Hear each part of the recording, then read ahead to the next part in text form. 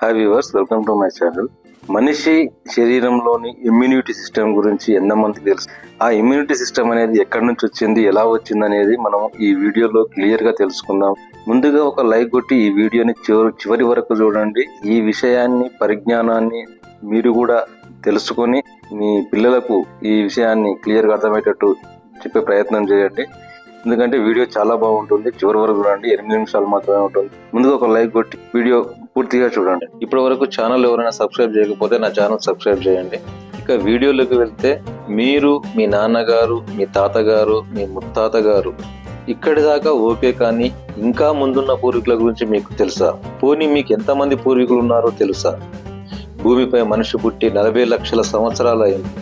100 ఏళ్లకు 3 తరాలు, అంటే మీకు 1,20,00,000 మంది పూర్వీకులు ఉన్నారు. ముత్తాతకు నాన్న, ముత్తాతకు తాత, ముత్తాతకు ముత్తాత, ఇలా వెనక్కు వెళితే మొత్తం 1,20,00,000 తరాల చరిత్ర మీది, నాది, మనందరిది. మనిషి 5,000 సంవత్సరాల క్రితం ఒక అడవిలో నివసించాడు. అంటే మీ పూర్వీకుల్లో 1,19,85,000 మంది బతికింది అడవుల్లోనే. చివరి 15,000 తరాల వారు మాత్రం గుడిసెలు వేసుకొని శ్రీనివాసం ఏర్పరచుకొని గ్రామాల్లో బతుకుతున్నారు. అడవిలో జీవనం అంటే చెట్లు, చేమలు, జంతువులతో సాహసం. ఆ మాటకు వస్తే గుడిసెల్లో గ్రామీణ జీవనం కూడా ప్రకృతిలో జీవించడమే కదా. చెట్టుకు పుట్ట, పురుగు, పక్షి ఇలాంటి వాటికి దూరంగా బతుకుతోంది మీరు, లేదా మహా అంటే మీ నాన్న మాత్రమే. ఇక 1,20,00,000 తరాల్లో చివరి 1 లేదా 2 తరాలు దారి వేరు. అంతకుముందు తరాలు అంటే 99% మానవ చరిత్ర ఒక ఎత్తు. జంతువుల మధ్య, చెట్ల మధ్య బతుకుతున్నప్పుడు సూక్ష్మజీవులు మనిషి శరీరాన్ని తాకేవి. ఆ సూక్ష్మజీవుల్లో మనిషి దేహానికి మంచి చేసేవి ఉంటాయి, కీడు చేసేవి ఉంటాయి. ఏది మంచి చేసేది, ఏది చెడు చేసేవి అని ఎలా తెలుస్తుంది? ఇప్పుడైతే ఎలక్ట్రాన్ మైక్రోస్కోపులు వచ్చాయి. బ్యాక్టీరియా, వైరస్ల గురించి తెలుసు. మరి మొదటి 1,19,99,098 తరాల సంగతి? వారికి ఇవి మంచి బ్యాక్టీరియా, ఇవి దేహానికి కీడు చేసేవని ఎవరు చెప్పారు? ఎవరో చెప్పనక్కరలేదు. ప్రకృతి ఆ ఏర్పాటు చేసింది. ప్రతి మనిషి దేహంలో రక్షణ వ్యవస్థ అంటే ఇమ్యూనిటీ సిస్టమ్ ఉంటుంది. కాలాగమనంలో మ్యుటేషన్, డైరెక్షనల్, న్యాచురల్ సెలెక్షన్ అనే పద్ధతుల పరస్పర చర్యల ద్వారా బలమైన ఇమ్యూనిటీ వ్యవస్థ ఏర్పడింది. బలమైన ఇమ్యూనిటీ ఉన్న వారే బతికారు. మనం అందరం ఇలా బతికిన వారి వారసులు. అంటే మనలోని ఇమ్యూనిటీ వ్యవస్థ చుట్టుపక్కల సూక్ష్మజీవులతో సాహసం చేసేందుకు వీలుగా ఏర్పడింది. సూక్ష్మ జీవుల్లో మనకు మంచి చేసేవి ఉన్నాయి. మన దేహంలో 30 ట్రిలియన్ల కణాలు ఉంటే అందుకు 10 రెట్లు మొత్తం 300 ట్రిలియన్ల బ్యాక్టీరియాలు ఉన్నాయి. ఇవి మన దేహానికి అవసరం. అవి లేకుండా మనం బతకలేము. ఒక వంతు నువ్వు, 10 పాళ్ళు సూక్ష్మజీవులు. ఇది నీ దేహం. అలాగని నిన్ను సూక్ష్మజీవులు మంచి చేసేవి కావు, కీడు చేసే సూక్ష్మజీవులు గుర్తించి మన రక్షణ వ్యవస్థను చంపేస్తుంది. అది ఆ విధంగా రూపొందింది. ఆ విధంగా దానికి పుట్టినప్పటి నుంచి కాదు, పుట్టక ముందు నుంచి ట్రైనింగ్ ఉండేది. బిడ్డ ఎలా పుడుతుంది? తల్లి గర్భం నుంచి జనన ద్వారం ద్వారా బయటకు వస్తుంది కదా. తల్లి గర్భం నుంచి శిశువుకు జనన ద్వారం ద్వారా బయటకు వస్తుంటే తల్లి ప్రసవ వేదన పడుతుంది. ఆ సమయంలో ఆ జనన ద్వారంలోని ఆ జనన ద్వారంలో ఉన్న కొన్ని సూక్ష్మజీవులు బిడ్డపై దాడి చేస్తాయి. అదిగో అలా భూమిపై పడకముందే మనిషి సూక్ష్మజీవులతో పోరాటం మొదలు పెట్టేస్తాడు. అందుకు తగ్గట్టు ఇమ్యూనిటీ వ్యవస్థ రూపొందింది. ఇప్పుడేమో తల్లి కడుపు కోసి బిడ్డను బయటకు తీస్తున్నారు. దీనివల్ల బిడ్డ తన తొలి బ్యాటింగ్ ప్రాక్టీస్ ను మిస్ అవుతుంది. తల్లి జనన ద్వారంలో ఉండే సూక్ష్మజీవులతో పోరాటము ఇమ్యూనిటీ వ్యవస్థ బలోపేతం అయ్యేందుకు తొలిమెట్టు. ఇది ఎంతో కీలకం. సిజేరియన్ బిడ్డలకు ఈ అవకాశం ఉండదు. వారికి ఇమ్యూనిటీ వ్యవస్థ పుట్టుకతో అంగవైకల్యంతో పుట్టినట్టు లెక్క. పుట్టిన బిడ్డకు తల్లి చనుపాలను ఇస్తుంది.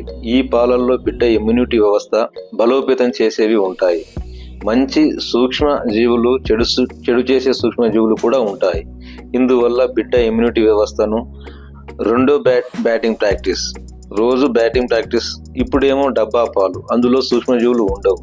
అంటే ఇమ్యూనిటీ వ్యవస్థ అనేది ఉండదు. ఆ ఇమ్యూనిటీ వ్యవస్థకు ప్రాక్టీస్ అనేది ఉండదు. ఊరంతా ఒక దారి, ఉలిపి కట్టేది ఒక దారి అనే సామెత. నీ పూర్వీకులందరూ ఒక దారి, నీది మాత్రమే ఒక దారి. నువ్వు చేస్తున్న పనులు నీకు గొప్ప, కానీ నీ శరీరంలోని ఇమ్యూనిటీ వ్యవస్థను అవి అలవాటు లేని.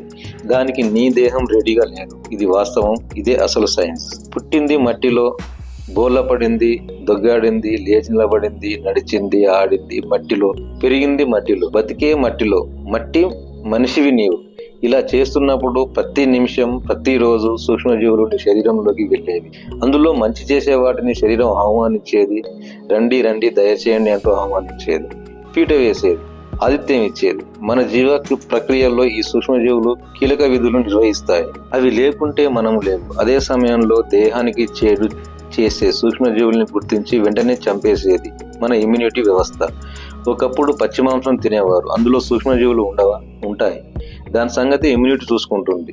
అటుపై వండిన వంటకాలు అందులో పాసినవి ఉంటాయి. సద్యాన్నం, పులిసిన పెరుగు, ఇలా రోజు బతికేది సూక్ష్మజీవులతో, తినేది సూక్ష్మజీవులను. అది నీ చరిత్ర. అవునన్నా కాదన్నా ఇది నిజం. దీనికి అనుగుణంగా నీ దేహం రూపొందు. ఆధునిక జీవి తల్లి కడుపు కోసి బయటకు తీశారు. Sterilised operation theatre. ఎక్కడ సూక్ష్మజీవులు ఉండవు. అటుపై బాగా డెటాల్తో శుభ్రం చేసిన రూము, డబ్బా పాలు. అటుపై నెస్టం, రూమ్ లో సూక్ష్మజీవులు ఉండవు. సరే, బయటకు బిడ్డను పంపేవా? గదిలో పెంపకం, సోఫా, టీవీ, ఫ్రిడ్జ్ నుంచి తీసిన ఆహారం, స్టెరిలైజ్ చేసిన పాలు, మట్టిలో ఆటలు లేవు, ఇసుక గుళ్ళు కట్టడాలు లేవు. ఇదే ఆధునికత. మీ ఇంట్లో ఒక కుక్క ఉంది, దానికి ఇంట్లో మనుషులు ఎవరో తెలుసు. అలాగే మీ బంధువులు వస్తే కూడా గుర్తుపడతాయి, మరుగవు కదా. అదే కొత్తవారు, ముఖ్యంగా అనుమానాస్పదంగా ఉన్నవారు వస్తే మీద పడి రక్కేస్తాయి, అవునా కాదా? కుక్కకే అంత ట్రైనింగ్ ఇచ్చారు, మరి మీ ఇమ్యూనిటీకి ట్రైనింగ్ ఇలా. నీకు నచ్చినా నచ్చకపోయినా నీ చరిత్ర అంతా సూక్ష్మజీవులతో సాహసం చేయడమే. గడ్డి మంచిది, బంకమట్టి మంచిది, తోటలో పుప్పొడి రేణువులు మంచివి, పాలు మంచివి, వేరు శనగ మంచిది అని దానికి తెలియాలి. తెలియకుండా పెంచితే మీ కుక్క మీ బంధువులపై పడి రక్కేసినట్టే. మీ ఇమ్యూనిటీని ఏది మంచిదో ఏది చెడో అని అర్థం చేసుకోకుండా పెరిగితే పాలు, గడ్డి ఇలా హానికరం కాని వాటిని కూడా హానికరం అని అనుకుని రియాక్ట్ అవుతుంది. అదే allergy, food allergy, skin allergy, గాడిద గుడ్డు ఎలర్జీ. తప్ప వాడిది చేసిన తప్పుకు శిక్ష అనుభవించాలా వద్దా? మీ కుక్కను మీరు గదిలో కట్టేసి పెంచారు, దానికేమో బయటకు పోవాలని ఉంది, మీరు బయటకు వదలరు. దానికి పిచ్చి ఎక్కి మీ పైన పడి రక్కేసింది. అదిగో అదే ఆటో ఇమ్యూనిటీ వ్యాధి. మీకు రక్షణగా ఉండాల్సిన వ్యవస్థ హానికారకమైన జీవులపై దాడి చేసి చంపాల్సిన వ్యవస్థ మీ శరీర అంగాలపై ఉండే ఊపిరితిత్తులు, కిడ్నీలు ఇలా ఒక్కొక్క దానిపై దాడి చేసి హాని కలిగించడమే ఆటో ఇమ్యూనిటీ వ్యాధి. చికిత్స లేదు. ఇది నాగరికత సాధించిన ఘనత. వ్యాక్సిన్లు అవసరమే. స్మాల్ ఫ్యాక్స్, పోలియో లాంటి ప్రాణాంతక వ్యాధుల నుంచి మానవాళిని రక్షించేవి. అదేవిధంగా యాంటీబయాటిక్స్ కూడా. అదే సమయంలో వీటిని అతిగా వినియోగిస్తే వ్యాక్సిన్ అంటే ఇమ్యూనిటీ వ్యవస్థ డూప్ చేయడం. యాంటీబయోటిక్స్ ఎక్కువ వాడితే శరీరంలోని మంచి చేసే బ్యాక్టీరియాలు కూడా చనిపోతాయి. వ్యాక్సిన్ అతి వినియోగం అంటే ఇమ్యూనిటీతో చెలగాడడం. పిల్లల్ని పెంచి పెద్ద చేసే విధానం లాలిపాటలు, జోలపాటలు, చందమామరాది, జో అచ్యుతానంద, బెడ్ టైమ్ స్టోరీస్, అనగనగా ఒక రాజు, 7 కొడుకులు, గడ్డి మోపు, అమ్మా నాన్న, అనురాగం, ఆప్యాయత, వనభోజనాలు, మూన్లైట్ డిన్నర్లు, ఇవన్నీ గతం. Video games, cell phone, junk food, living in relationship, విడాకులు, అమ్మా నాన్న కీచులాటలు, గన్ కల్చర్, స్ట్రెస్, ఇవి వర్తమానం. ఇవి ఇమ్యూనిటీని ఎలా ప్రభావితం చేస్తాయో మీరు ఒకసారి ఆలోచించండి. అదే విధంగా ఏమి చేయాలో కూడా ఆలోచించండి. తిరిగి అడవుల్లోకి వెళ్ళలేము, పచ్చి మాంసం తినమని కాదు. చేయాల్సినవి, చేయకూడనివి ఏందనేది ఆలోచించి చేయండి. ఈ వీడియో నచ్చితే ఒక లైక్ చేయండి. ఇప్పటి వరకు ఛానల్ సబ్స్క్రైబ్ చేయకపోతే సబ్స్క్రైబ్ చేయండి. ఇప్పటిదాకా ఈ వీడియో చూశారంటే నచ్చిందని అనుకుంటున్నాను. మీ సహకారంతో ఇలాంటి మరిన్ని మంచి వీడియోస్ చేయడానికి ముందుకు వస్తాను. సర్వేజన సుఖినో భవంతు.